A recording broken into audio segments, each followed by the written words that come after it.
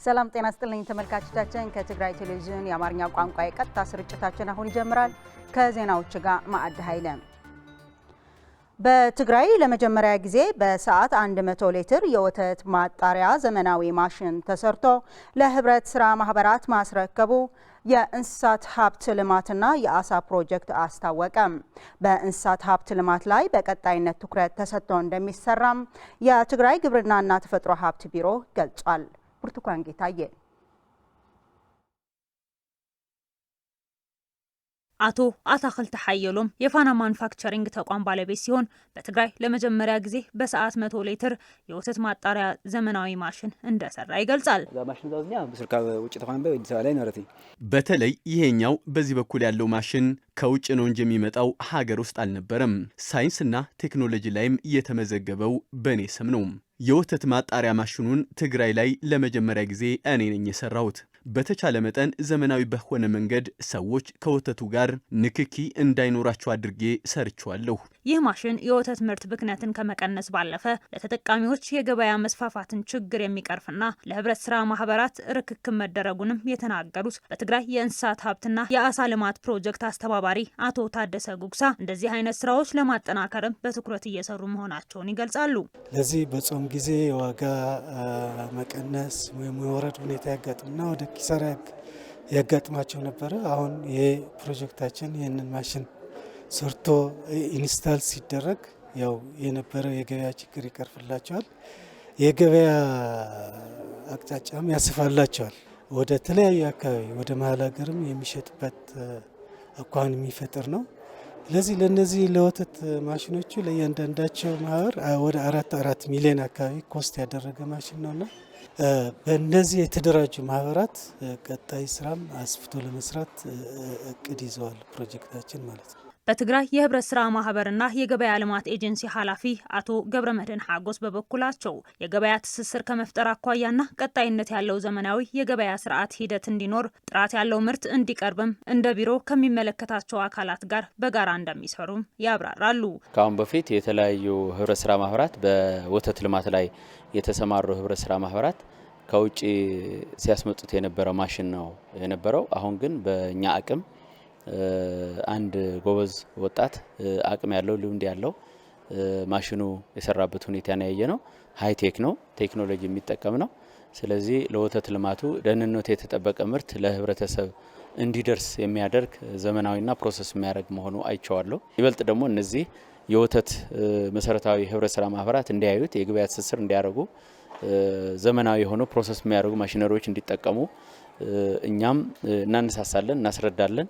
የሚያጋጥማቸው ችግሮች በጋራ ሆነን እየፈታን በተሻለ ሁኔታ ዘመናዊ የገበያ ስርዓት እንዲኖር እንሰራለን።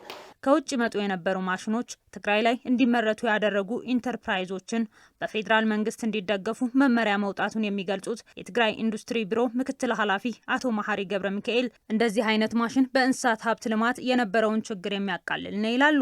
የወተት እርባታ ስራዎች በሚሰሩ የእንስሳት ሀብት ልማት የሚባል ስራ ደግሞ ትልቅ ቦታ ያለበት ነው። ስለዚህ ለሱ አመቺ የሚሆንበት ነበርና እንደዚህ ፓስቸራላይዝ የሚያደርጉ ወይም ፕሮሰስ የሚያደርጉ ማሽኖች ባለመኖራቸው በወተት የምንሰራው የነበረ እየቀነሰ መጥቶ ነበር። አሁን ግን እንደዚህ አይነት ማሽኖቹ ትግራይ ላይ መመረታቸው ግን ለወተት ለእንስሳት ሀብት ልማት ስራ በወተት ዙሪያ የነበረው ክፍተት የሚሞላ ይሆናል ማለት ነው። ስለዚህ አርሶ አደሩ ደግሞ ይቀበለዋል። ስለዚህ ይሄ መደረጉ አንዱ በቅርበት አርሶ አደሩ በቅርበት ለማግኘትም ይረዳዋል። ብልሽትም ካጋጠመው ራሱ እዚህ የሰራው አካል እዚህ ስላለ እዚህ ሆኖ ለመጠገንም አስተዋጽኦ ይኖረዋል። ይህ ማሽን ግብርናና ማኑፋክቸሪንግ የተያያዙ መሆናቸውን ማሳያ ነው የሚሉት የትግራይ ግብርናና ተፈጥሮ ሀብት ቢሮ ኃላፊ አቶ አለም ብርሃን ሀሪፈዮ በቀጣይ ሌሎች ማሽኖች ትግራይ ላይ እንዲመረቱና የእንስሳት ሀብትን ለማዘመን በትኩረት ይሰራልም ብለዋል። በዚህ ቢልውን ኣብ ዕዳጋ ናይ ጸባ ዕዳጋ ዝነበረና ጸገሙን ኣብ መቅራፉን ናይ ባዕሉ ብጽሒት ዝጻወተሉ ኩነታት ይፈጠር ዘሎ ማሽኑ በወተት የነበረውን የገበያ ችግር ለመቅረፍ የራሱ ሚና የሚጫወት ነው። በእንደዚህ አይነት እንቅስቃሴ የሚያደርጉ በርካታ ፕሮጀክቶች አሉን። በአጉላዕ ሕንጣሎና ዓዲ ጉደም ላሉ የወተት ማህበራት የሚደረግ ድጋፍ ነው የሚሆነው። ካሁን በኋላ የወተት ማጣሪያ ማሽን ብቻ ሳይሆን ከውጭ ይመጡ የነበሩ ሌሎች የተለያዩ ማሽኖችና ቴክኖሎጂዎች ትግራይ ላይ እንዲመረቱ ምቹ ሁኔታ እንፈጥራለን። የትግራይ መልሶ ግንባታ ከሲአር ጋር በመተባበር በዒስራ ዓዲ ወረዳ እየሰሯቸው ካሉ 59 ፕሮጀክቶች በ4 ወር ውስጥ ግንባታቸውን የላቀ እና ጥገና የተደረገላቸው ትምህርት ቤቶችና ንጹህ የመጠጥ ውሃ ፕሮጀክቶች አስመረቀም። የፕሮጀክቶቹ ተጠቃሚ የሆኑት የአካባቢው ነዋሪዎች እንደገለጹት ፕሮጀክቱ በአካባቢያቸው ያሉትን ማህበረ ኢኮኖሚያዊ ችግሮችን ከመቅረፍ አኳያ ትልቅ አስተዋጽኦ እንዳላቸውም ገልጿል። ለሳሙኤል ገብረታቴዎስ ዘገባ ፉርቱና ገብሮ።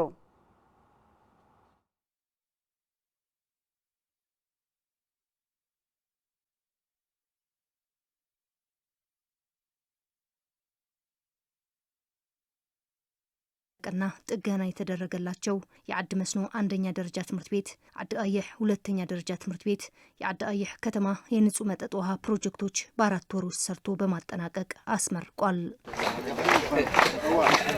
ፕሮጀክቱ ህዝቡ በየቀበሌው በመረጣቸው ቦታዎች የጤና ትምህርትና የንጹህ ውሃ መጠጥ ፕሮጀክቶች እየተሰሩ የቆዩ ሆነው ዓዲ መስኖ አንደኛ ደረጃ ትምህርት ቤት የአንድ ብሎክ ሙሉ ጥገና፣ ሙሉ የመማሪያ ክፍል፣ ዓዲ ቀይሕ ሁለተኛ ደረጃ ትምህርት ቤት ጥገናና የዓዲ ቀይሕ ከተማ የንጹህ መጠጥ ውሃ ከዓለም ባንክ ባገኘው በጀት እንደገነባቸውና ይህም ከተያያዙት ፕሮጀክቶች መካከል መሆናቸው የሲአር ፕሮጀክት አስተባባሪ አቶ ህንፃ ማረ ይገልጻሉ። ካብተን ትግራይ ዘላ ወረዳታት በትግራይ ካሉ ወረዳዎች የዒስራ ዓዲ ወረዳ አንዷ ተጠቃሚ ናት። በ3 ሴክተር ከ250 ሚሊዮን ብር ወጪ አድርገናል። በ59 ፕሮጀክትም 55ቱ ለአገልግሎት በቅተው እነሆ እያስመረቅን እንገኛለን። የሲአር ፕሮጀክት በትግራይ በጦርነቱ ሳቢያ በተጎዱ 16 ወረዳዎች እየሰራ ሲሆን እነኚህ ፕሮጀክቶች የማህበረሰቡ ማህበራዊና ኢኮኖሚያዊ ችግሮች በመፍታት ረገድ ትልቅ አስተዋጽኦ እንዳለው የገለጹት የትግራይ መልሶ ግንባታ ኃላፊ ኢንጂነር ቴዎድሮስ ገብረ እግዚአብሔርና የደቡብ ምስራቅ ምክትል አስተዳዳሪ አቶ ኃይለስላሴ ገብረስላሴም ለተሰሩት ፕሮጀክቶች በማመስገን ለዓዲ መስኖ አንደኛ ደረጃ ትምህርት ቤትና ለዓዲ ቀይሕ ሁለተኛ ደረጃ ትምህርት ቤት ሙሉ አክሰሰሪ ያላቸው 35 ኮምፒውተሮች መረከባቸውን ገልጸው ህዝቡ የተሰሩትን ፕሮጀክቶች እንዲንከባከባቸው ጥሪ አቅርበዋል። ዛዓነዋ ቤት ትምህርቲ የወደሙ የትምህርት ጤና፣ የንጹህ መጠጥ ውሃ በመገንባት ሂደት ላይ ነው ያለ ነው። ከዚህ ውስጥ ዒስራ ዓዲ ወረዳ አንድ ናት። ብቁና ተወዳዳሪ ትውልድ ለመፍጠር ለትምህርት ቅድሚያ መስጠት አለብን። ሌሎችም የማህበረሰብ ችግሮችን የሚፈቱ ጉዳዮች እየሰራን ነው ያለ ነው። ህዝቡ የተሰሩትን ፕሮጀክቶች እንዳይበላሹ ሊንከባከባቸው ይገባል። በዞናችን በሁለት ወረዳዎች እያገዙን ነው ያለው። በልዩም በትምህርት በጤናና በውሃ ላይ እየደገፉን ሲሆን የሚጠገኑት በመጠገን አዲስ የሚሰሩትን በመስራት በተለይም በመማር ማስተማር ሂደት አመች እንዲሆን በተለያዩ ወረዳዎች እንደዚሁ ጥሩ ድጋፍ እየተደረገልን ነው። ያነጋገርናቸው የዓዲ መስኖ ዓዲ ቀይሕና ባሕሪ ጸባ ቀበሌ ነዋሪዎች የተሰሩትን ፕሮጀክቶች በማመስገን የቀሩትን በአካባቢው የሚታዩ ችግሮች በሚመለከተው አካል እንዲሟሉና የተሰሩት ስራዎችም ጥራት ትኩረት እንዲደረግለት ጠይቀዋል። በሁሉ ደረጃ ድማ የዓዲ መስኖ ሁለተኛ ደረጃ ትምህርት ቤት በመስተካከሉ ደስ ብሎናል። ለመማርም አመቺ ሆኖልናል። ዛዕነዋ በትምህርት ድምጥጋን ቁሩት ጸጉን ነው። ትምህርት ቤቱ መጠገኑ ጥሩ ነው፣ ግን መጽሐፍ የለም። የትራንስፎርመር ችግር አለ። ኮምፒውተር መጥቷል፣ ግን በምን እንጠቀመው? ኤሌክትሪክ የለም። ስለዚህ ቢስተካከልልን። ሲአር በሰራቸው የልማት ስራዎች መሟላት የሚገባቸውን በማሟላት ችግሮችን ለመፍታት እንደሚሰራና አሁንም በጦርነቱ ሳቢያ የተጎዱ መሰረተ ልማቶች ወደ ነበሩበት ለመመለስ ድጋፉን አጠናክሮ እንደሚቀጥል የፕሮጀክቱ አስተባባሪ አቶ ህንፃ አሳውቀዋል። ሙስናን የሚጸየፍና የሚጠላ ትውልድ ለመፍጠር በትጋት እንደሚሰራ ተገለጸም። ትውልድን በስነ ምግባር ተቋምን በአሰራር በሚል መሪ ቃል 22ኛ ዓለም አቀፍ የጸረ ሙስና ቀን በራያ ዩኒቨርሲቲ ተከብሯል። ታደሰ ልጃለም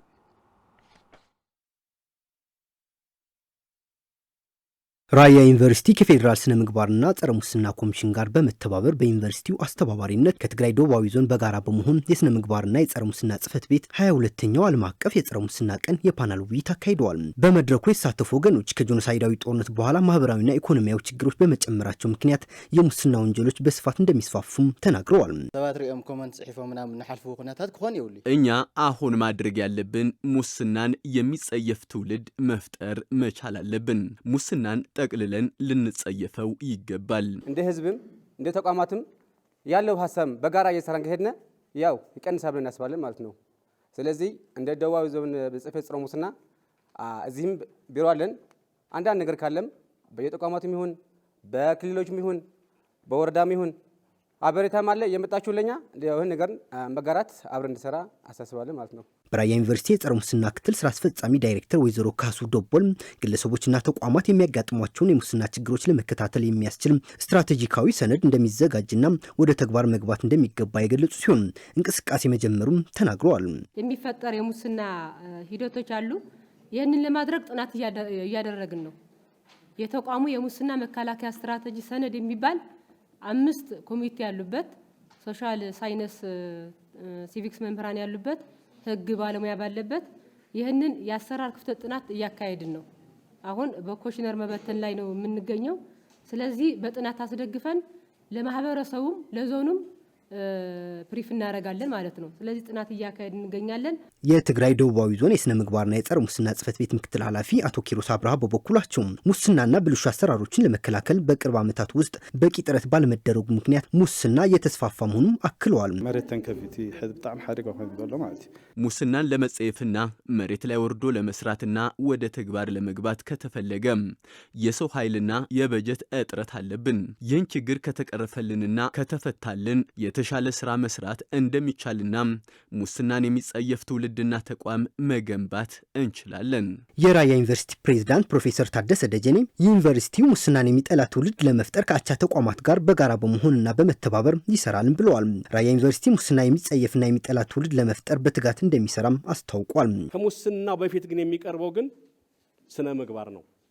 ስነ ምግባር የተሟላ ስነ ምግባር ያለው ሰው ሙስናን ይጸየፋል።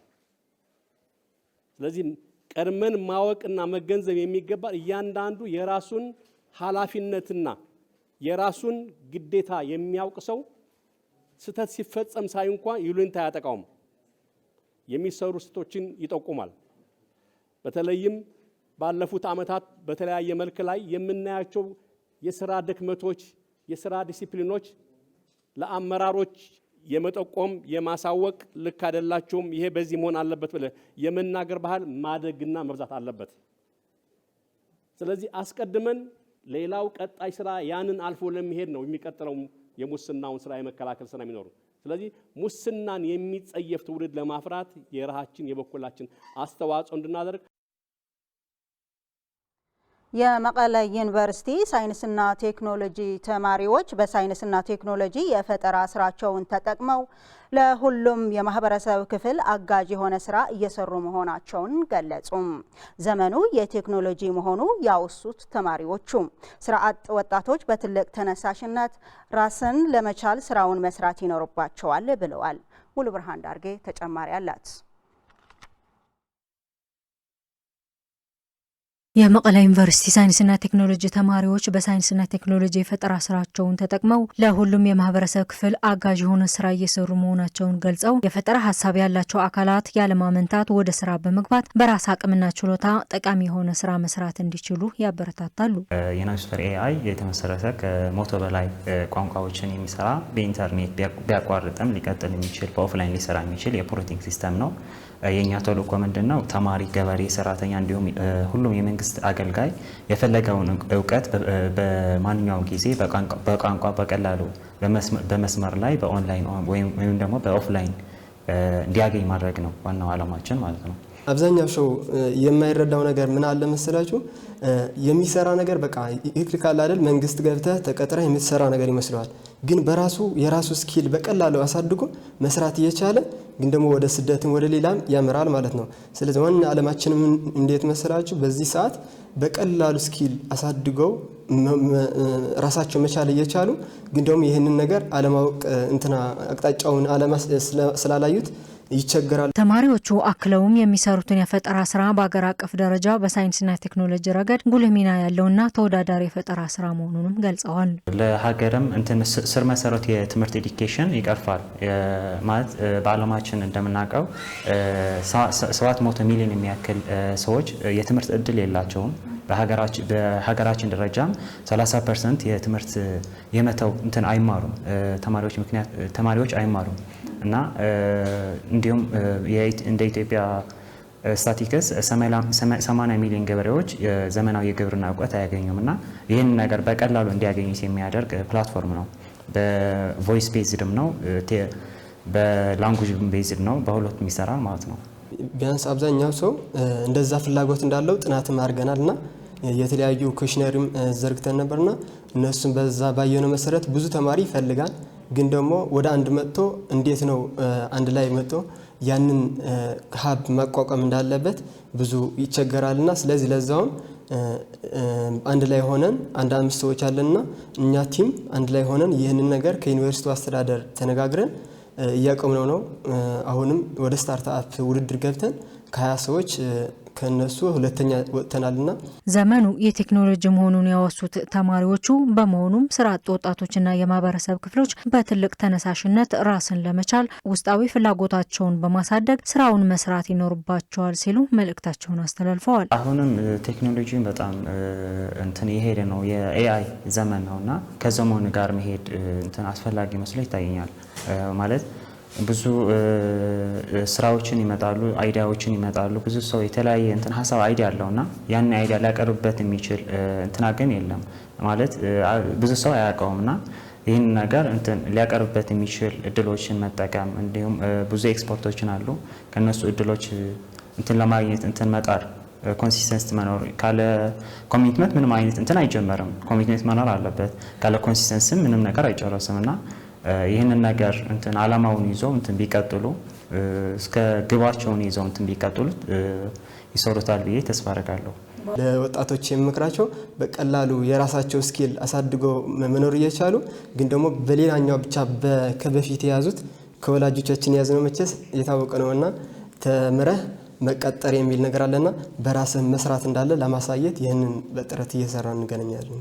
በመሆኑም ተማሪዎቹ ፍሬያማ የሆነ ስራ ለመስራት ብሎም የወጣቱን የስራ አጥነት ችግር ለመቅረፍ መተባበርና መደጋገፍ ወሳኝ መሆኑን በማውሳት ስለሆነም ሁሉም የሚመለከታቸው አካላት አስፈላጊውን ትብብርና ድጋፍ እንዲያደርጉ ጠይቀዋል።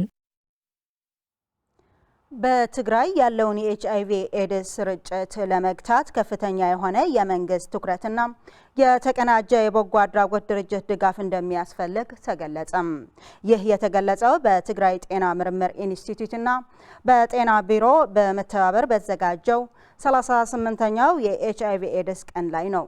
ስለ ሸሐጎስ ዝርዝር አለው። በየዓመቱ ህዳር 22 ቀን በዓለም አቀፍ ደረጃ የሚከበረው የኤችአይቪ ኤድስ ቀን ምክንያት አድርጎ ለ38ኛ ጊዜ እየተከበረ ሲሆን በትግራይ ያለውን የኤችአይቪ ኤድስ ስርጭትን ለመከላከልና ለመቆጣጠር ተግዳሮቶችን በመቋቋም ለውጥ እናምጣ በሚል መሪ ቃል ከተለያዩ ባለድርሻ አካላት የተውጣጡ ባለሙያዎችን በማካተት ተከብሯል። ጦርነቱን ተከትሎ በትግራይ ያለውን የኤችአይቪ ኤድስ ስርጭትን ለመግታት በቪዲዮ ኮንፈረንስ የታገዘም በልምድ ልውውጥ ላይ ያገኘናቸው የትግራይ ጤና ምርምር ኢንስቲትዩት ቢሮ ዳይሬክተር ዶክተር ሐየሎም ካሕሳይና በትግራይ ጤና ቢሮ የኤችአይቪ ኤድስ ዘርፈ ብዙ ምላሽ መከላከል አስተባባሪ አቶ ፍስሐ ብርሃንም ቀኑ የልምድ ልውውጥ በማድረግ ስርጭቱን ለመግታት የጎላ ሚና አለው ሲሉ ያስረዳሉ። በትግራይ በተለይ ከጦርነቱ በኋላ ምን አዳዲስ ነገሮች ከኤችአይቪ ጋር ተያይዞ ምን አዲስ ነገሮች አሉ፣ በዓለም ስለ ኤችአይቪ ምን እየተወራ ነው፣ ምን አዲስ ነገር አለ፣ ምን ግኝቶች አሉ በሚለው አንዱን አብረን የመስራት አንዱ ምልክታችን ነው። በማህበረሰብ እንዲወያይበት በማድረግ ምክር ቤቶችን በማጠናከር ቦርድ በማጠናከር ኤችአይቪ በደማቸው ያለባቸው ወገኖችን በማሳተፍ እነሱም በመደገፍ በእንክብካቤ በማድረግ እነሱም በሽታውን መከላከል ላይ የራሳቸውን አስተዋጽኦ እንዲያበረክቱ ማድረግ ይጠበቃል። ሃይማኖት አባቶችም ምእመናንን እንዲያስተምሩ በወጣቶች አደረጃጀት ተጠቅመም በፌስቡክም ቲክቶክ ሜሴጅ በመቅረጽ ወጣቱ አሁንም ኤችአይቪ አደጋ መሆኑን እንዲያውቅ እንዲጠነቀቅ። በትግራይ ቅድመ ጄኖሳይዳዊ ጦርነት በፊት የኤችአይቪ ኤድስ ስርጭትን በከፍተኛ ደረጃ መቆጣጠር ተችሎ የነበረና ልምዱ አሁንም ሙሉ በሙሉ ያለ ቢሆንም ተግዳሮቶቹን ለመግታትና ለመቆጣጠር የበጀትና ሌሎች ድጋፎች እንደሚያስፈልግ ዶክተር ሐየሎምና አቶ ፍስሐ አክለው ገልጸዋል። ስለዚህ ትልቁ ተግዳሮች የሚሆነው ለመድኃኒት መግዣም ለተለያዩ የምርመራ መሳሪያዎችም ለመግዛት ለተለያዩ የአድቮኬሲ ስራ ለመስራት የሚያስፈልግ ለሚዲያ ምናምን የሚያስፈልጉ የፈንዲንግ የበጀት እጥረት ሊያጋጥም ስለሚችል ይህንን በውስጥ አቅም ለመፍታት በቀጣይ እንደ ትልቅ አጀንዳ ተይዞ መሰራት አለበት የሚል መልእክት ነው ያለኝ። ድሮ በኤችአይቪ አካባቢ ዙሪያ በጣም አጋዥ የነበሩ ድርጅቶች እንደ ዩኤንኤድስ፣ ሲዲሲ፣ ደብሊውኤችኦ አቅማቸውን አጠናክረው በደንብ ማገዝ አለባቸው። እነዚህ ፓርትነሮች ኢንፋክት በአቅማቸው እያደረጉ ነው። እነዚህ ፓርትነሮች በደንብ ካገዙ አንገታውን ቢያስ አላስብም እንገታዋለን። በትግራይ ያለውን የኤችአይቪ ኤድስ ስርጭትን ለመግታትና ለመቆጣጠር በሁሉም የማህበረሰብ ዘንድ የግንዛቤ ማስጨበጫ ስራዎች የሚሰሩ አካላትን እውቅና ከመስጠት ጀምሮ መደገፍና ማበረታታት እንደሚያስፈልግ በቀኑ አከባበር ላይ የተገለጸ ሲሆን በተለይም ኃላፊነት ያለባቸው የሕክምና ባለሙያዎች ውዝፍ ደሞዝና ጥቅማ ጥቅም እንዲከበርላቸው በማድረግና የተጠናከረ የበጎ አድራጎት ድርጅቶች ድጋፍ እንዲሁም የጤና ሚኒስቴርም የኤችአይቪ ኤድስ ስርጭትን ለመግታት የሚደረገው ርብርብ እንዲደግፉ ዶክተር ሐየሎም ካሕሳይና አቶ ፍስሐ ብርሃነ ጥሪ አቅርበዋል። የ17 ወራቱን እንደምታውቀው ነው የተከፈለ መስሪያ ቤት ኦልሞስት የለም። አሁን ምናልባት እንደ ሀገር እንደ ኢትዮጵያ የኑሮ ውድነቱን ትንሽም ቢሆን የመንግስት ሰራተኛውን ለማቋቋም ታስቦ የተደረገ ጭማሪ እንኳን ትግራይ ከሞላ ጎደል ፕራክቲስ እየተደረገ አይደለም። እኛ ጋር እስከ 4 ሰዓት 5 ሰዓት ነው የላቦራቶሪ ሪዛልት የሚሰሩት። ለኤችአይቪ ፎሎ የምናደርጋቸው ቫይራል ሎድ አይድ የምንለው 4 ሰዓት 5 ሰዓት በባጃጅ ነው የሚሄዱት፣ በታክሲ ነው የሚሄዱት። ይህን ተቋቁመው ነው እንግዲህ ኤችአይቪ ለመቆጣጠር እየታሰበ ያለውና በተለይ እነዚህ ከሚኒስትሪም ከሌላ አጋዥ ድርጅቶችም ኤችአይቪ ብቻ ለመቆጣጠር ብቻም ሳይሆን ሄልዝ ሲስተሙን ለማነቃቃት የተለያዩ ኢንሴንቲቮች ያስፈልጋሉ ማለት ነው። ትግራይ 3 ዓመት በከበባና በክልከላ ነው ያለፈችው። 3 ዓመት ህዝቡ በመከራ ነው ያለፈው። የመድኃኒት እጥረት ነበር። ፈንዲንግ ችግሮች አሉ። በሰዓቱ አለመምጣት አለ። አይላክም ስቲል አሁንም አልተላክም። ወደ ክልል ትግራይ የሚመጣ በጀት በኤችአይቪ ዙሪያ ስምምነት ተፈርሟል፣ ግን ብሩ እስካሁን አልመጣም እና ይሄ ትልቅ ችግር አለ። ሌላው የትግራይ የሚመጡ የዓለም አቀፍ ድርጅቶች በተለየ መልኩ ወደ ትግራይ እንዲመጡ ማድረግ ያስፈልጋል። ከዚህ በፊት የነበረው የጤና ስርዓት ለመመለስ ለህዝቡን ተጠቃሚ ለማድረግ ስለሚረዳ እዚህ ጋር በደንብ ሀብት አሰባስቦ በጦርነት ለተጎዱ ክልሎች የተሻለ ድጋፍ እንዲያገኙ ማድረግ ኃላፊነት አለበት። ከውጭ ዲሞክራቲክ ሪፐብሊክ ኮንጎና ሩዋንዳ የሰላም ስምምነት ተፈራረሙ።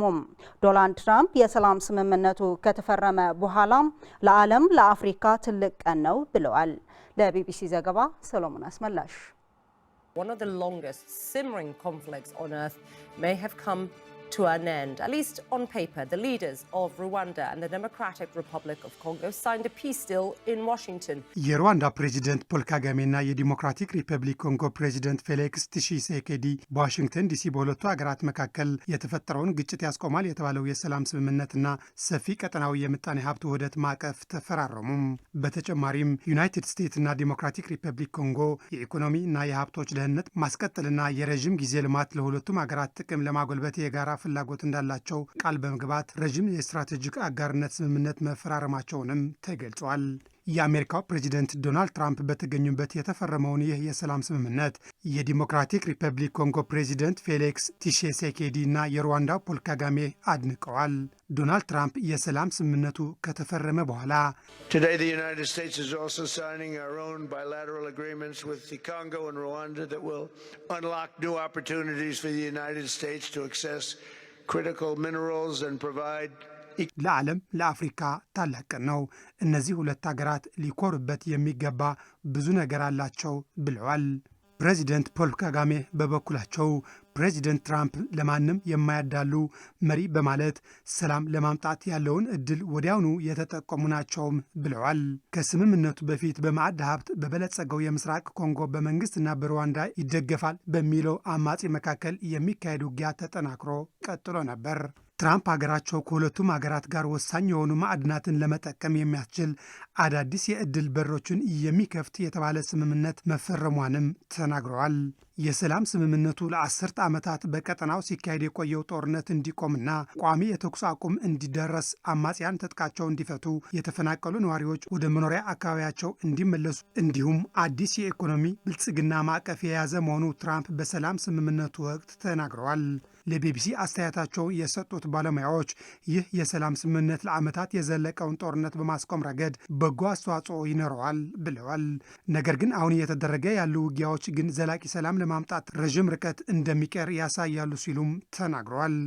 የአፍሪካ ህብረት ሊቀመንበርና የአንጎላ ፕሬዚደንት ጃኦ ሎሬንስ የኬንያው ፕሬዚደንት ዊልያም ሩቶ በፊርማ ስነ ስርዓቱ ላይ ከተገኙ መሪዎች መካከል ይገኙበታል። ፕሬዚደንት ጃኦ ሎሬንሶ በዲሞክራቲክ ሪፐብሊክ ኮንጎና ሩዋንዳ መካከል የሰላም ስምምነት እንዲደረስ ያሸማገሉ ሲሆኑ በሁለቱ ወንድማማች አገራት መካከል ለ30 ዓመታት የዘለቀውን ግጭት የሚያስቆም ነው ሲሉም ተናግረዋል። የኬንያው ፕሬዚደንት ዊልያም ሩቶ በበኩላቸው የተፈረመው ቀጠናዊ ኢኮኖሚያዊ ማዕቀፍ በማድነቅ የሰላም ስምምነቱ አፍሪካ ላላት ሰፊ ሀብት በር የሚከፍት ነውም ብለዋል። ትራምፕ በሰላም ንግግሩ ታሪካዊ ስኬት አስመዝግበዋል ሲሉ ያደነቁት ሩቶ ድፍረት የተሞላበት አመራራቸው ተግባራዊ አድርገዋል ብለዋል። ዘገባው የቢቢሲ ነው። ተመልካቾቻችን ለሰዓቱ ያዝናቸው ዜናዎቻችን በዚህ አበቁ። በያላችሁበት ሰላም